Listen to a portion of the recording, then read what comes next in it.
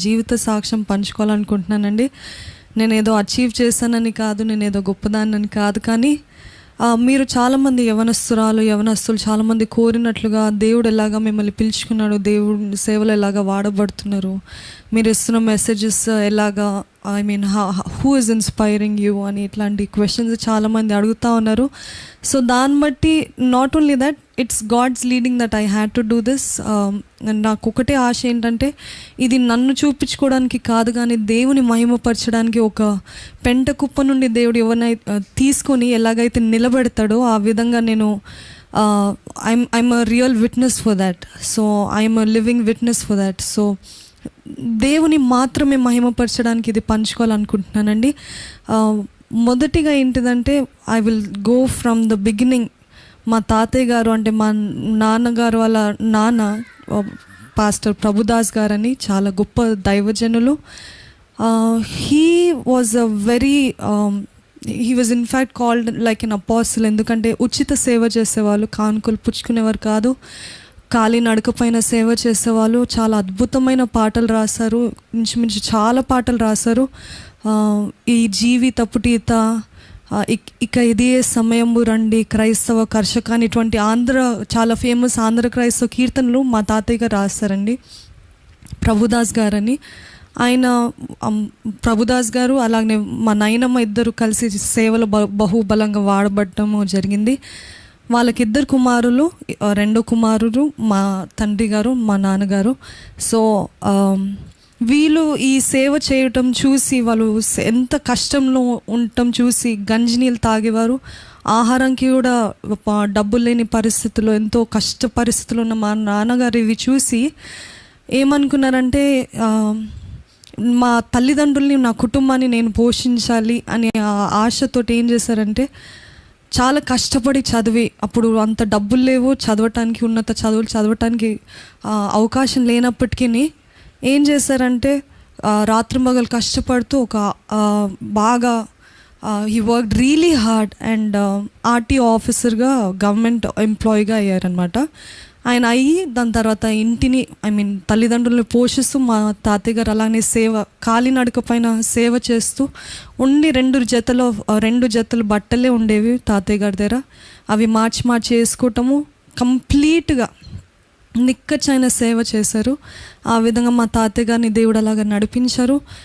అదే పాటలు రాసే వరం మా నాన్నగారికి ఇచ్చారు దేవుడు. ఇంచుమించు 150 సాంగ్స్ పైగా రాశారు. మా డాడీ కూడా చాలా అద్భుతమైన పాటలు రాశారు.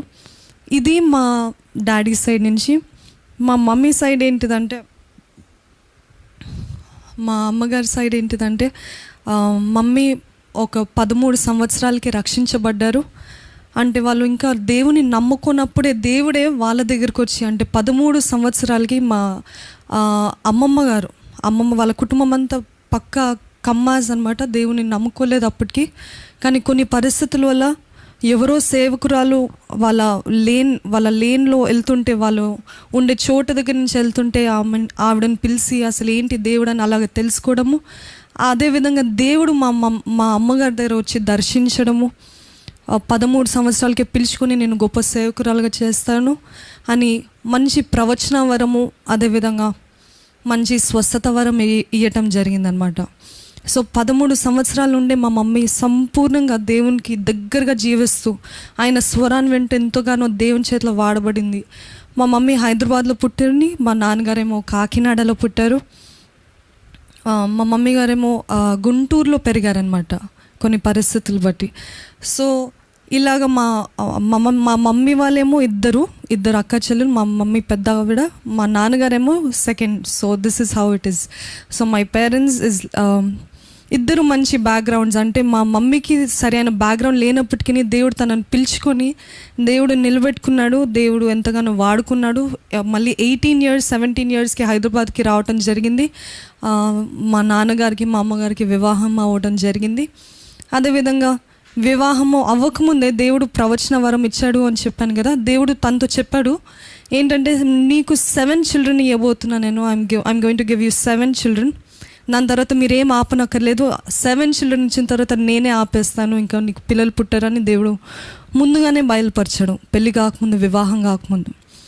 సో ఆ విధంగా మా మమ్మీ డాడీ, దాని తర్వాత మమ్మీ డాడీ తర్వాత మేము 7 అండి. I don't know if you all know, but we are 7 children and 6 girls and 1 brother. అంటే ముగ్గురు అక్కలు, అన్నయ్య, దాని తర్వాత మేము ముగ్గురం, అందరిలో ఆఖరిదాన్ని నేను. So I'm the youngest of all. So ఆ విధంగా మేమందరం ఒక కుటుంబంగా, మాకు వేరే లోకం అంటూ తెలియదు. ఇల్లు, చర్చ్, దాని తర్వాత మళ్ళీ school. This was our world, this was our everything. ఇంకా మళ్ళీ బయట చుట్టాలని ఎక్కువగా we never use to go out of the 4 walls. It was always like that. ఎందుకంటే మాకు డాడీ మమ్మీ వాళ్ళు స్ట్రిక్ట్గా ఉన్నారని కాదు, కానీ దేవుడు ఆ విధంగా మమ్మల్ని కాపాడారని అనుకోవచ్చు. ఆ విధంగా we were all brought up together and 7 members కాబట్టి we had a festival every day. So we didn't need any one basically. So అట్లాంటి టైంలో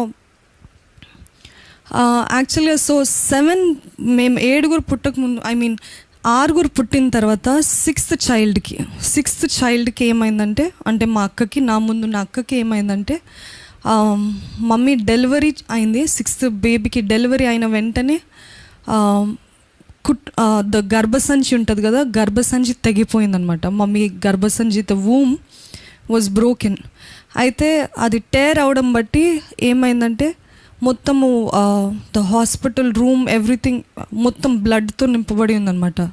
అండ్ ద డాక్టర్స్ చూడలేరు, నర్సెస్ లేరు. వాళ్ళు అప్పుడే వేరే రూమ్లో మార్చుదామని వాళ్ళు అటు వెళ్ళారు. అప్పటికల్లా మమ్మీది మొత్తం ఇట్లా బ్లీడింగ్ అవటంతో మొత్తం రూమ్ అంతా బ్లడ్తో నింపబడి ఉంది. మమ్మీ పక్కన ఎవరు లేరు.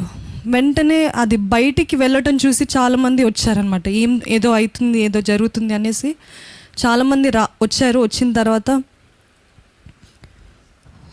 డాక్టర్ కూడా వచ్చింది, మెయిన్ డాక్టర్ కూడా వచ్చి ఏం అడిగారంటే, ఇది ఎట్లా, మమ్మీ ఏమో subconscious, she was becoming unconscious అవుతా ఉంది. ఇక్కడేమో డాక్టర్స్ మాట్లాడటం వింటా ఉంది. కొంచెంగా వినిపిస్తుంది. ఏంటిదంటే, ఇంకా మీకు 6 పిల్లలు పుట్టారు కదా, ఈమె ఒకవేళ if she becomes pregnant again, ఈవిడ మళ్ళీ ప్రెగ్నెంట్ అవుతే బేబీకి అపాయము, తన ప్రాణానికి కూడా అపాయం అని చెప్పి ఏం చెప్పారంటే, మనము కుట్లు వేసేద్దాం, గర్భసంచి కుట్లు వేసేద్దాం అని మాట్లాడుకుంటున్నారు. ఇది తనకి వినిపిస్తుంది వెరీ వేగ్గా, అంటే సరిగ్గా అన్కాన్షియస్ స్థితిలోనే వినిపిస్తుంది. తను ఏం మాట్లాడే స్థితిలో లేదు. సో అట్లా జరుగుతున్న టైంలో మళ్ళీ ఇంకో నర్స్ తనతో డాక్టర్తో చెప్పడం వింటుంది. అది కూడా ఏంటంటే, అమ్మో మనం అట్లా చేయొద్దు, మనము తల్లిదండ్రుల పర్మిషన్ తీసుకోవాలి కదా, అసలే వాళ్ళ husband he's a government officer, మళ్ళీ మన పైన కేసు వేస్తారు, మనం అట్లా చేయకూడదు. అంటే ఏం పర్వాలేదు, మనం ఏం చెప్పనక్కర్లేదు, మనం కుట్లు వేసేద్దాము, లేకపోతే చాలా కష్టం అయిపోతుంది, మన పైనే వస్తుంది నింద అని ఈ మాటలు వింటా ఉంది. అదేవిధంగా వాళ్ళు కుట్లు వేసేస్తూ ఉన్నారు. తను అన్కాన్షియస్గా లిల్లీ కొంతసేపు ఉండు, నువ్వేం బాధపడకు, విర్ జస్ట్ హెల్పింగ్ యూ అని చెప్పి కుట్లు వేసేస్తున్నారు అనమాట. ఆ కుట్లు వేసే టైంలో, ఆ కుట్లు వేస్తుండగానే మా అమ్మగారికి ఒక స్వరం వినిపించింది. ఏంటిదంటే, ఈ కుట్లు నాకు అడ్డమ్మా అని వినిపిస్తూ ఉంది. మమ్మీకి అర్థం కాలేదు అప్పుడు, ఏంటిది కుట్లు నాకు అడ్డమ్మా, దేవుని స్వరం అని తెలుసు, కానీ కుట్లు నాకు అడ్డమ్మా అనే దానికి అర్థం అవ్వలేదు. అప్పుడు మా అమ్మమ్మ వాళ్ళ అమ్మగారు మమ్మీతో ఉన్నారు.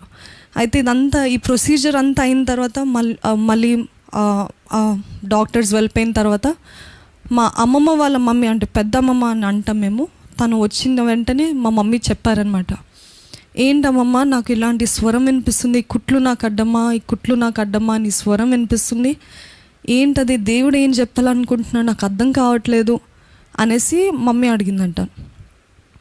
అడుగుతా ఉంటే అసలు ఎటువంటి సందేహం లేకుండా మా అమ్మమ్మ వాళ్ళ అమ్మ ఏమన్నారంటే, ఓహో అయితే ఇంకోళ్ళు ఉన్నారనమాట, ఇంకోళ్ళు వస్తున్నారనమాట అనేసి సందేహం లేకుండా చెప్పేశారనమాట. చెప్తే ఇంకా దేవుడు, అప్పుడు మా మమ్మీకి మళ్ళీ తిరిగి జ్ఞాపకం వచ్చింది. అప్పుడు ఇంకా నాకు వివాహం కాకముందే దేవుడు చెప్పాడు కదా 7 ఇస్తా అని, వీళ్ళు ఇట్లా కుట్లు వేసినా కానీ దేవుడు మరొక బిడ్డని ఇవ్వాలని ఆశపడుతున్నాడు కదా అని. అప్పటికే మా మమ్మీ చాలా బాధలో ఉంది, వేదనలో ఉంది. ఎందుకంటే ఎంతమంది అమ్మాయిలు అయిపోయారు, 5 అమ్మాయిలు అయిపోయారు ఈ అమ్మాయి అయినా అబ్బాయి ఉంటుందేమో, ఇంత తెగించి నా ప్రాణాలు తెగించి ఈ బిడ్డను కన్నాను కదా అనేసి బాధపడుతూ ఉంది, దేవునితో పోరాడుతూ ఉంది. ఏంది దేవా, ఇంతమంది నా కుమారుడికి ఒక తోడు ఇస్తామనుకుంటే ఇంత తెగిస్తే మళ్ళీ అమ్మాయిని ఇచ్చావా అని పోరాడుతా ఉంటే దేవుడు ఒక్కటే మాట అన్నాడంట, నువ్వు ఒక్కసారి ఏంటి నీ కృతజ్ఞత లేదా? లోకంలో ఎంతమంది గొడ్రాలు ఉంటుండగా, ఎంతమంది ఒక్క బిడ్డ అయినా ఉంటే బాగుండు అన్న సమయంలో నీకు ఇంత చక్కటి బిడ్డలు ఇస్తే నువ్వు నాకెందుకు మళ్ళీ తిరిగి అమ్మాయి ఇచ్చావని నాతో పోరాడతావా? మౌనంగా ఉండి దేవుని స్తుతించు. కీర్తనలు రాసింది కదా, ఆ కీర్తనలు రెఫరెన్స్ ఇచ్చాడంట దేవుడు. ఇంకా దాని తర్వాత మా మమ్మీ ఏం మాట్లాడలేదు. అయిన తర్వాత కుట్లు వేస్తారు.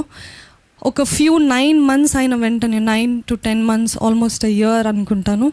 ఆ ఇయర్ అయిన వెంటనే తిరిగి మళ్ళీ మా మమ్మీ కన్సీవ్ అయ్యారు. కన్సీవ్ అయిన తర్వాత ఏం జరిగిందంటే, మమ్మీ కన్సీవ్ అయినట్టు మమ్మీకి తెలియలేదు, మా అమ్మగారికి తెలియలేదు. ఇంచుమించు 5 months of pregnancy also she didn't know that she was pregnant, అంటే with me while I was in her womb. So ఆ టైంలో ఏం జరిగిందంటే మలేరియా వచ్చింది మమ్మీకి. So she got malaria and then చాలా ఇంజెక్షన్స్, చాలా ట్యాబ్లెట్స్ తీసుకోవాల్సి వచ్చింది. Because she didn't know that she was pregnant. ఇంతగా మెడికేషన్స్ తీసుకున్నారు. తీసుకొని కూడా ఆ గర్భం నిలిచిందంటే అది దేవుడు చేసిన కార్యమే. అంటే దేవుడు you see God's plan all along. And then అది తీసుకున్న తర్వాత చాలా ఇంకా అస్సలు తగ్గట్లేదు, జ్వరం తగ్గట్లేదు ఏంటి అనేసి మళ్ళీ తిరిగి డాక్టర్ దగ్గరికి వెళ్తే డాక్టర్ ఒకసారి బ్లడ్ టెస్ట్ చేయాలి అన్నారు. బ్లడ్ టెస్ట్లో తేలింది that she was 5 months pregnant and she didn't know. అప్పుడు 5 నెలలు గర్భంతో ఉన్నారు నాతోటి. అప్పుడు తెలుసుకున్నారు గర్భం ఉందని. ఇంకా దాని తర్వాత ఏం జరిగిందంటే 5 months అయిన తర్వాత మళ్ళీ 9th month వచ్చే లోపల మా మమ్మీకి అందరూ ఇంచుమించు all 6 of my siblings are normal deliveries. నా దగ్గరికి వచ్చేసరికి అసలు పెయిన్స్ రావట్లేదు, the womb was really big and ఇవన్నీ జరుగుతూ ఉన్నాయి. డాక్టర్ అన్నారు మీకు C-section చేయాలి, ఎందుకంటే 6 నార్మల్ డెలివరీస్ అయింది, 6 ఆల్రెడీ 6th బేబీకి చాలా కాంప్లికేషన్స్ అయింది, ఇప్పుడు C-section చేయాలనేసి. సో అప్పుడు మమ్మీ 9th month రేపు డెలివరీ అనగా కూడా అక్కడ గ్రౌండ్స్లో టిఎల్ ఆస్బార్న్ మీటింగ్స్ జరుగుతున్నాయి నిజాం గ్రౌండ్స్లో. ఆ గ్రౌండ్స్లో కూర్చొని మా మమ్మీ మా డాడీ ఫుల్ పార్టిసిపేట్ చేసేవాళ్ళు వర్షిప్లో. మమ్మీ పాడుతూ ఉన్నారు, ఆరాధిస్తూ ఉన్నారు. రేపు డెలివరీ రేపు మార్నింగ్ 7 o'clock అడ్మిట్ అవ్వాలని కూడా she was there till 12 o'clock in the night. ఆ టైంలో దేవునితో ఒకటే అడుగుతున్నా, ఏం దేవా నేను నీ సేవకై ముందుకెళ్తున్నాను, నీ కోసం గట్టిగా నిలబడుతున్నా కదా, ఈ 6 డెలివరీస్కి నాకు ఎటువంటి ప్రాబ్లం లేకుండా, ఎవరు ఒక కత్తి పెట్టకుండా చాలా సులువుగా బిడ్డల్ని ఇచ్చావు, మరి ఈ బిడ్డకి ఎందుకు అలాగ చేస్తున్నావని మమ్మీ ఏడ్చుకుంటూ దేవునితో దేవునికి ప్రార్థిస్తూ ఉంది. ఆ టైంలో అట్లా ప్రార్థించి అట్లా గ్రౌండ్స్ పైన కూర్చున్నారు. అప్పుడే పెయిన్స్ స్టార్ట్ అయిపోయింది. 7 o'clockకి C-section చేస్తామన్నారు డాక్టర్స్. 4 o'clockకి నేను పుట్టడం జరిగింది. నేను పుట్టక ముందు ఏం జరిగిందంటే ఆ డెలివరీ రూమ్కి వెళ్ళేటప్పుడు ఆ పెయిన్స్ వచ్చేటప్పుడు అన్కాన్షియస్ స్టేట్కి వెళ్ళక ముందు మమ్మీకి మళ్ళీ ఒక చిన్న ఫ్రాక్ కనిపిస్తుందంట, ఒక రెడ్ అండ్ వైట్ ఫ్రాక్. ఆ ఫ్రాక్కి అర్థం కాలేదు ఫస్ట్. దాని తర్వాత ఏమైందంటే మళ్ళీ అమ్మాయినే వేస్తున్నాడు దేవా నీకు స్తోత్రం, ఎందుకంటే నేను పోయినసారి అలాగా సనుక్కున్నాను, పోయినసారి నేను తిట్టుకున్నాను, కానీ ఈసారి అమ్మాయిని వేస్తున్నా దేవా నీకే స్తోత్రం, ఎందుకంటే ఇంత నా గర్భఫలం మూయబడిన తర్వాత కూడా నువ్వే ఈ బిడ్డని ఇస్తున్నావు కదా, నీకేదో గొప్ప ప్రణాళిక ఉంది అనేసి దేవుని స్తుతిస్తూ అలాగనే డెలివరీ అయింది. చాలా సులువుగా బిఫోర్ ఆ ప్రిపరేషన్స్ అవ్వకముందే డెలివరీ అయిపోయిందనమాట. సో దేవుడు అలాగా నన్ను పుట్టించాడు. దాని తర్వాత we all where family, we all use to serve God right from young age. నేను పుట్టిన సంవత్సరమే మా మినిస్ట్రీ స్టార్ట్ అయిందండి, మారనాథ గాస్పెల్ మినిస్ట్రీస్. మా తల్లిదండ్రులు చేసే సేవ, మేమందరము ఆ చర్చ్లో పెరగడము, చర్చ్లో సండే స్కూల్ తీసుకోవడము.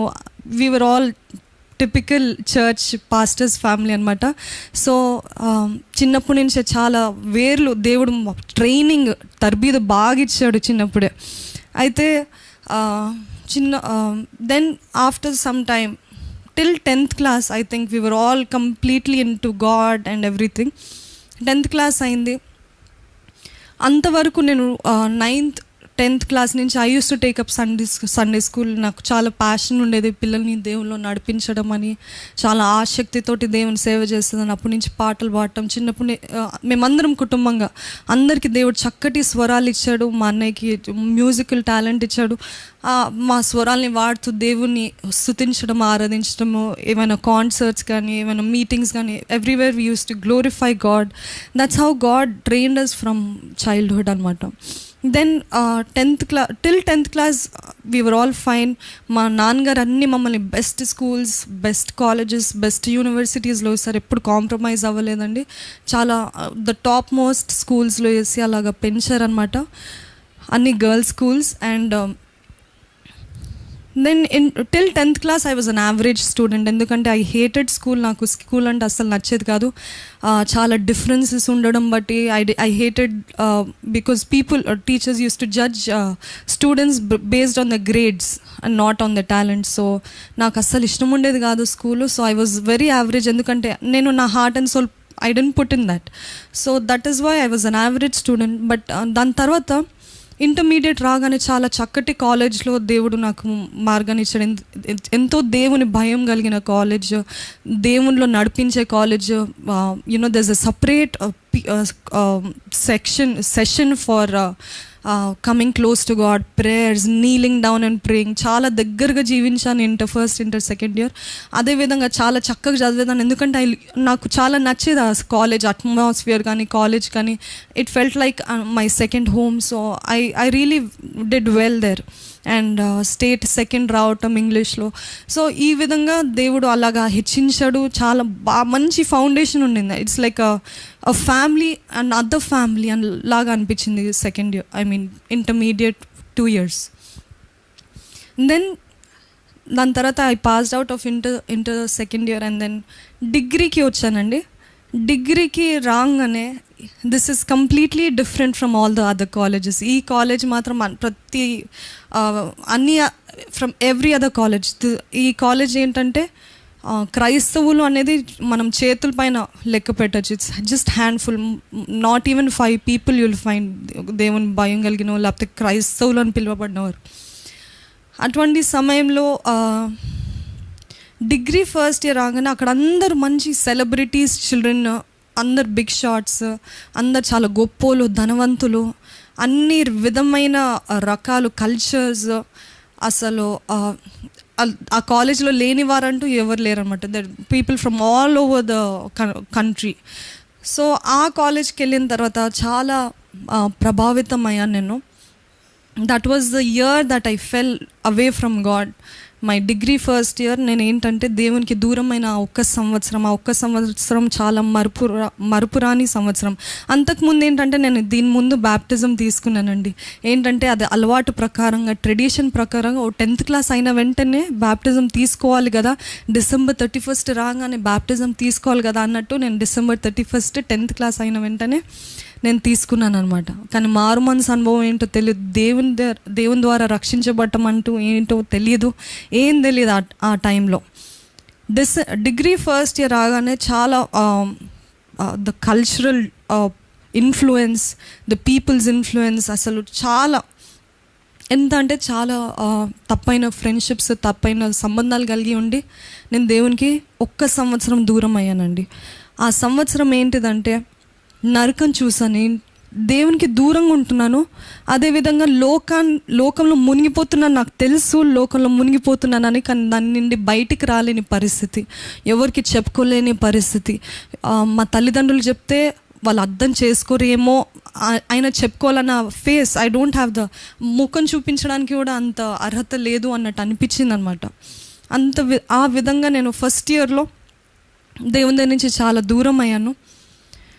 ఎంత భారంగా ఉండిందంటే ఆ 1 year నేను from my whole life I can tell, నాకు బేబీస్ పుట్టారు, డెలివరీస్ అయినాయి, కానీ ఆ నరకం దేవుని దగ్గర నుంచి దూరం అయ్యాను నా పరిస్థితి. ఆ సమయం మాత్రము దాని మించిన ఘోరమైన పరిస్థితి సమయం ఇంకా మరొకటి లేదు అని నేను చెప్పగలుగుతానండి.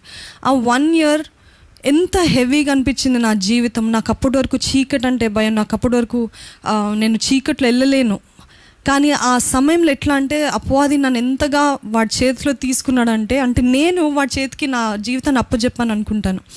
అయితే ఒక్కదానే ఒంటరిగానే చీకట్లో వెళ్ళిపోయేదాన్ని, ఒంటరిగానే నేను అంటే దేవునికి దూరం అయ్యి నాకు ఇంకా దేవుని దగ్గర ముఖం చూపించడానికి ఆయన నామం కూడా పలకలేనంత దౌర్భాగ్య స్థితిలో నేను ఉన్నానేమో అన్నంత గిల్ట్. సాతాను ఎప్పుడు ఇది చేస్తాడు కదా, మనల్ని ఎప్పుడు ఏం చేస్తాడంటే ఫస్ట్ పాపంలోకి నడిపిస్తాడు. వాడే నడిపించిన తర్వాత నీకు అర్హత లేదు, నీకు యోగ్యత లేదు, నీకు అసలు you're not worth, you're not fit to call God's name అని అటువంటి అబద్ధాలు మనకు చెప్తూ ఉంటాడండి.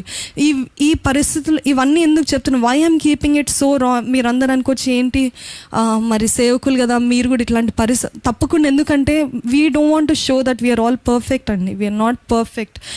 Why I'm telling is so that you can relate, and if you can relate you will know if the same God who help me, ఏ దేవుడైతే నన్ను రక్షించాడో, ఏ దేవుడైతే నన్ను వాడుకుంటున్నాడో, ఏ దేవుడైతే నన్ను నిలబెట్టాడో, అదే దేవుడు మిమ్మల్ని కూడా ఆ స్థితిలో చేరుస్తాడనే విశ్వాసంతో మీకు చెప్తున్నానండి. ఆ పరిస్థితిలో చాలా భారంగా ఉంది, చాలా వేదన, చెప్పుకోలేనంత వేదన అండి, దుఃఖము, కట్టబడిన స్థితి. అంటే స్నేహితుల వల్ల కాదు, కానీ నేను స్నేహితులని చెప్పలేను, ఎందుకంటే స్నేహితులు అప్పుడున్న స్నేహితులే నాకు ఇప్పుడున్నారు, కానీ నా మనసు మారలేదు అప్పుడు, నా హృదయం మారలేదు అప్పుడు. Because my mind set was bad then. My mind set అంటే చూసిందెల్లా ఇన్ఫ్లుయెన్స్ అవ్వకపోవడం, చూసిందెల్లా అనుభవించాలనుకోవడం, లేకపోతే చూసిందెల్లా పొందుకోవాలనుకోవడం, అట్లాంటి స్థితిలో ఉన్న నేను స్నేహితులు బట్టి కాదు కానీ నా మైండ్ సెట్ బట్టి, అంటే సాతాన్ చేతిలోకి నన్ను నేనే అప్పచెప్పుకున్నాను. మీరు ఈ షార్ట్ మెసేజ్ చూసినట్లయితే my life is a mess, నా జీవితం పాడైపోయింది అన్న మెసేజ్ నా జీవితం గురించి నేను చెప్పానండి. అది ఆ మెసేజ్ విన్న ప్రతి ఒక్కరు ఇది నా జీవితం గురించి చెప్పారు అక్క, మీరు ఇది నా జీవితం గురించి చెప్పారు కదా అనేసి చాలామంది అంటున్నారు. అంటే నాకు అప్పుడు అర్థమైంది, ఇంతమంది ఇదే పరిస్థితుల్లో వెళ్తున్నారు కదా, ఇంతమందికి విడుదల కావాల్సిన అవసరం ఉంది కదా, అందుకనే నేను ఈ సాక్ష్యం పంచుకుంటున్నాను. అయితే ఆ మాట ఉంది కదా, my life is a mess, please help అని. ఆ మాట నేను నా తల్లిదండ్రులకి చెప్పలేదు, కానీ మా అక్కలకి కానీ అన్నయ్యకి కానీ ఇంకా ఎవరికి స్నేహితులకి ఎవ్వరికి తెలియదండి. అంత ఘోరమైన స్థితిలో ఉన్నాను, కట్టబడిన స్థితిలో ఉన్నాను అనేసి ఒక దేవుని సేవకుల దగ్గరికి వెళ్ళి నేను ఇది మాట చెప్పాను, ఇంకేం చెప్పలేదు. Pastor, my life is a mess, please help, this is the only thing that I said, the same title that I put for my short message. అది పెట్టిన వెంటనే ఆ పాస్టర్ గారు చాలా చక్కగా దేవుళ్ళు నన్ను నడిపించారు. రోజుకి ఒక్కొక్క నూతన న్యూ వర్స్ ఇస్తూ బైబిల్ ద్వారా you can do it, you can overcome, తప్పైన స్నేహాలు, తప్పైన సంబంధాలని తెంపివే అని ప్రతిరోజు. సో అది చెప్పకముందు ఏం జరిగిందంటే, నేను ఇట్లా my life is a miss, please help అని ఆయనకు పెట్టిన వెంటనే ఆయనకి ఒక దర్శనం దేవుడు చూపించాడండి. ఏంటిదంటే, నేను ఒక గొయ్యిలో పడి, ఆ గొయ్యిలో మొత్తము ఆ గొలుసులతో, చైన్స్ తోటి కట్టబడి పైకి చూస్తున్నానంట. నాకు ఎవరైనా సహాయం చేస్తారా, నన్ను ఎవరైనా విడిపిస్తారా, నేను విడిపించబడాలని ఆశపడుతున్నా కానీ నన్ను విడిపించేవారు ఎవరిని పిలవాలని తెలియక అట్లా ఎదురు చూస్తున్నా, సహాయం కోసం ఎదురు చూస్తున్నట్టు ఆయనకి ఆ దర్శనం వచ్చింది. ఆ దర్శనం ఆయన చెప్పగానే నేను అన్నాను, ఇది అక్షరాల నా జీవితం అండి. ఎందుకంటే నేను ఎంత నిస్సహాయ స్థితిలో ఉన్నా, నేను దేవుడి దగ్గరికి వెళ్ళలేను, ఎంతగా దేవుని దగ్గర నుంచి దూరం అయ్యానంటే, ప్రభు బల్ల తీసుకోవడానికి కూడా నాకు అర్హత లేదు, ఇది తీసుకోకపోవడమే మేలు అన్నంత స్థితికి నేను వెళ్ళాను. వర్షిప్ చేయడానికి కూడా నాకు అర్హత లేదు, సండే స్కూల్ తీసుకోవడానికి కూడా నాకు అర్హత లేదు, నేను ఏమి చేయను అనేసి ఆపి కూర్చున్న రోజులు ఆ సీజన్ ఉండిందనమాట. ఆ సీజన్లో then when that pastor told me about his vision, నాకు అర్థమైంది, లార్డ్ ఇంకా అది చెప్పిన వెంటనే నేను వెంటనే దేవుని దగ్గరికి పరిగెత్తానండి. అన్ని రోజులు, 1 సంవత్సరము దేవుని దగ్గర నుంచి దూరం, 1 సంవత్సరం అంటే అన్ని రోజులు దేవుని దగ్గర నుంచి దూరం అయ్యానండి. నా జీవితంలో ఎప్పుడు అంతగా దేవుని దగ్గర నుంచి దూరం అయిన పరిస్థితే లేదు. కానీ ఆ సమయంలో దేవుని దగ్గర నుంచి దూరమైన పరిస్థితిలో ఈ సేవకులు ఎప్పుడైతే, దేవుడు నేను ప్రేమిస్తున్నాను, నువ్వు తిరిగి రా దేవుని దగ్గరికి, పర్వాలేదు, ఎట్లున్నా పర్వాలేదు, నువ్వు అవన్నీ ఆపేసే, అవన్నీ కట్ చేస్తే, నీకు అవసరం లేదు, God loves you so much అని దేవుడు చెప్పిన వెంటనే, సేవకులు చెప్పిన వెంటనే I didn't turn back. I didn't ఇంకా ఎట్లా అనిపించిందంటే ఇప్పుడు సడన్గా నన్ను ఎవరైనా చైన్స్ నుంచి విడిపిస్తే ఎంతగా ఫ్రీడమ్ ఉంటుంది, ఎంతగా స్వేచ్ఛ ఉంటుందో అంత స్వేచ్ఛను అనుభవిస్తూ నేను వెంటనే తిరిగి దేవుని సన్నిధిలో మోకరించి ఇంచుమించు 7 రోజులు ఉపవాసం, ఓన్లీ వాటర్ ఫాస్ట్ ఉండి, దేవా నన్ను క్షమించయ్యా, నేను పాపినయ్యా, నాకు అర్హత లేదయ్యా, నాకు యోగ్యత లేదయ్యా అని ఏడుచుకుంటూ మొరపెడుతూ దేవుని సన్నిధిలో నేను కొన్ని రోజులు దేవుడు వెళ్ళిన వెంటనే మనల్ని క్షమిస్తాడు. కొన్నిసార్లు ఉంటుందేమో, కానీ నేను చేసిన పాపానికి నేను దూరమైన పరిస్థితికి దేవుడు నాకు మొదటి 3 రోజులు 4 రోజులు ఇంకా కఠినంగానే మాట్లాడాడు ఆయన వాక్యం ద్వారా. కానీ ఆ 7 రోజులు అయిన తర్వాత దేవుడు నా కృప నీకు చాలు, I will give you new mercies, new forgiveness అని చెప్పిన వెంటనే నా హృదయం ఎంతగానో తేలికైందండి, ఎంతగానో literally I was ఫ్రీడ్ from all chains. సడన్గా నా బంధకాలని తెంపబడితే, ఒకవేళ మీరే ఆ బంధించబడిన స్థితిలో ఉండి ఎవరైనా సడన్గా అలాగ తెంపితే ఎలాగుంటుందో ఆ విధంగా నా జీవితము సడన్గా ఫ్రీ అయింది. అది ఎప్పుడైతే అట్లా ఫ్రీ అయిందో మళ్ళీ ఇంకా ఏదైతే నేను బాగుంటుంది, ఏదైతే ఆ పాపంలో ఎంజాయ్ చేస్తానో, ఏదైతే ఆ స్నేహంలో ఆ సంబంధంలో ఎంజాయ్ చేస్తానో అది సడన్గా నాకు అసహ్యం పుట్టిందండి. అది కేవలం పరిశుద్ధాత్మ కార్యం మాత్రమే. ఇంకనూ మీరు పాపపు బంధకాల్లో, ఇంకనూ మీరు పాపపు ఇచ్చల్లో ఉంటున్నారంటే మీరు ఇంకా సంపూర్ణంగా సమర్పించుకోలేదేమో దేవునికి. That's what I'm trying to say. ఏంటిదంటే మీరు ఒకవేళ నిజంగా దేవుని ప్రేమ, పరిశుద్ధాత్మ తాకుదల మీరు అనుభవిస్తే ఇంకా పాపం కానీ లోకం కానీ అసహించుకుంటారు. ఇంకా అవి మనకి మంచి దాని తర్వాత అది అయిన వెంటనే it was a transformation inside out, not just transformation from my mouth are from the way I look, కానీ ఇన్సైడ్ అవుట్ ట్రాన్స్ఫర్మేషన్. అది అయిన వెంటనే ఏం జరిగిందంటే I am the same person, same everything, but my mindset changed, my heart changed. I have the same set of friends, everybody same. అంతకుముందు మా స్నేహితులు ఎక్కడ తీసుకెళ్తే అక్కడ వెళ్ళేదాన్ని. దాని తర్వాత నాలో ఉన్న మార్పు చూసి చాలా ప్రయత్నించారు నన్ను మళ్ళీ వెళ్ళకూడని స్థలాలకి తీసుకెళ్ళాలని, చేయకూడని పనులు చేపించాలని. కానీ నేను గట్టిగా చెప్పాను, I believe in Jesus and I know that I'm going to live for him. Please, I don't like it. And it's చాలా స్పష్టంగా on their face I told, if you like it please be friends, otherwise just let go అని అంత స్పష్టంగా చెప్పేస్తాను అనమాట. చెప్పిన తర్వాత ఇంకా ఏదో అకేషన్ తరపున వాళ్ళు ఏదో ప్లేస్కి తీసుకెళ్లారు, నాకు వేరే ప్లేస్ అని చెప్పి వేరే ప్లేస్కి తీసుకెళ్లారనమాట. తీసుకెళ్తే లిటరల్గా నాకు ఆ దృశ్యం ఇంకా గుర్తుంది. ఏంటంటే ఆటోను గట్టిగా పట్టుకొని నేను రాను అని గట్టిగా అరిసాను అనమాట రోడ్ పైన. ఆ విధంగా దేవుడు నన్ను మార్చుకున్నాడండి, ఇన్సైడ్ అవుట్ హీ ట్రాన్స్ఫార్మ్ని. దాని తర్వాత నుంచి అసహించుకుంటున్నా, దాని తర్వాత నుంచి లోకం కానీ లోకపు కార్యాలు కానీ అవన్నీ సడన్గా దీంట్లోనా నేను మునిగిపోయాను, దీంట్లోనా నేను ఇన్ని రోజులు నన్ను వచ్చి ఏంటి నా జీవితం అని. అది almost 10 years back I made this decision, 10 to 11 years back అండి. I have never turned back again. That is only God's grace. అది 10 సంవత్సరాల ముందు ఈ నిర్ణయం చేసుకున్నాను, నేను దేవుని కోసమే నిలబడతా, చస్తే దేవుని నామంలోనే చేస్తా, కానీ నేను మాత్రం ఆ పాపం, ఎందుకంటే పాపం చూసినంత వరకు బాగుంటుంది, పాపం చేసినంత వరకు బాగుంటుంది, కానీ దాని తర్వాత కాన్సిక్వెన్సెస్, ఆ భారము, ఆ వేదన, ఆ లోన్లీనెస్, ఆ ఐసోలేషన్, ఆ డిప్రెషన్ అనేది నేను అనుభవించాను. కానీ మళ్ళీ ఆ పాపం జోలికే వద్దు, నాకు వద్దు, దేవునితోటి శ్రమ పడటం మేలు. కానీ మోషే అంటాడు కదా, ఆయనతో పాటు శ్రమ పడటం మేలు కానీ నేను ఐగుప్తులతో ఉండనని. అదేవిధంగా నేను అనుకున్నాను, దేవునితో శ్రమ అయినా బాధ అయినా పర్వాలేదు, కానీ మళ్ళీ ఆ లోకం, ఆ పాపం, అది it's too much to bear, it's చాలా భరించలేదు, నేను మాత్రం భరించలేను. దేవునిలో ఉండి శ్రమ పడితే అయినా మనకు ఒక నిరీక్షణ ఉంటుంది, ఒక ఆశ ఉంటుంది, ఒక ఆనందం ఉంటుంది. ఏంటిదంటే దేవుడు చూసుకుంటాడు, ఆయన కృప మనకి చాలు అని మనకు ఉంటుంది. కానీ ఈ పాపంలో మాత్రం నేను ఉండలేను, నాకు ఎవ్వరు ఉండరు, అందరూ ఉంటారు అన్నట్టే ఉంటుంది, కానీ ఎవరు మనకి నిజంగా మన పక్షాన్ని ఎవరు ఉండరని. That was 10 years back and till date I have not seen that. దాని తర్వాత నుంచి నేను దేవుని హస్తం నా జీవితంలో చాలా బలంగా, దేవునితోటి చాలా సన్నిహితంగా జీవించడం ప్రారంభించానండి. ఎందుకంటే ఆయన ప్రేమను తిరిగి ఒకవేళ అదే ప్రాడిగల్ సన్ తెలుసు కదండి, తప్పిపోయిన కుమారుడు ఉపమానం తెలుసు కదా, అది అక్షరాల నా జీవితంలో అది నిజంగా అనుభవిస్తే దేవుని ప్రేమ ఇంకా అధికంగా తెలుస్తుంది అన్నమాట.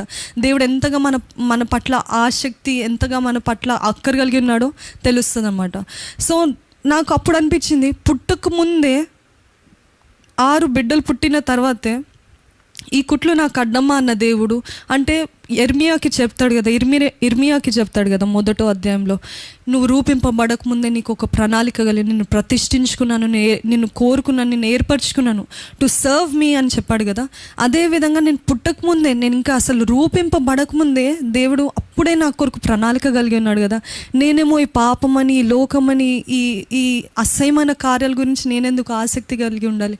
God has a greater plan for me అని డిగ్రీ ఎప్పుడైతే సమర్పించుకున్నానో దేవుడి ఆశీర్వాదం చూడటము నా జీవితంలో ప్రారంభించిన తెలియని నెమ్మది, తెలియని తేలిక.